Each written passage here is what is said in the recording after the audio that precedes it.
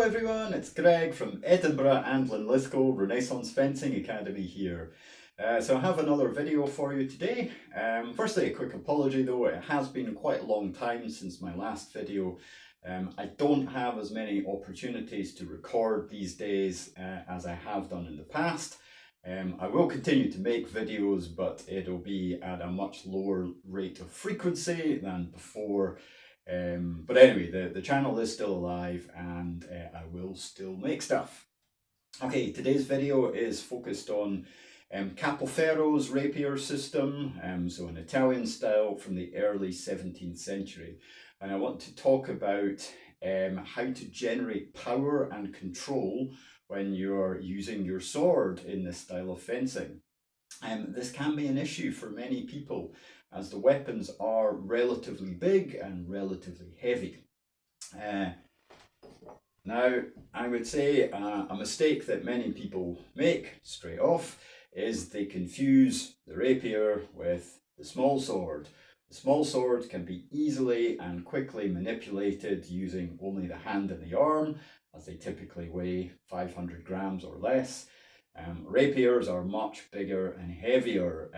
The Italian styles of rapier are over a kilogram in general in weight. So this is not just a big small sword, you have to use it in a different way. And that means engaging your full body in sword actions. So what I'm going to do is go through a couple of the typical problem areas that people might have and describe how you might solve these problems. All right, let's get into it. We're going to focus on the thrust as an example of physical movement in the system. Mistake number one is this, jabbing just with the arm. This is a very inefficient way of using the rapier. It should be a full body action. So notice it's driven from the back leg at the same time as the sword hand extends, and the torso is engaged and expanding. Now, to get really good power in this way, you should also keep the hips low so you can really drive with the back foot. Okay, mistake number two is throwing yourself too far forwards with the upper body, which can lead to overbalancing. Notice the rear heel coming off the ground. Press down with the back heel in order to keep yourself grounded and really to get that drive in the attack.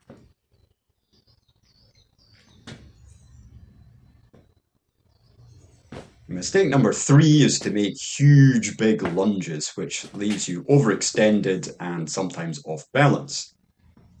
The attack in Capoferro is relatively compact, and the reach is given by engaging the torso with a little forward lean. The front foot should only really advance by about a foot length.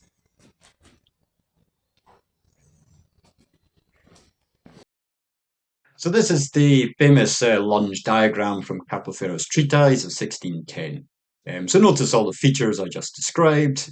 So relatively low driving stance, pushing off the ground with the back foot and reaching with the arm and the body.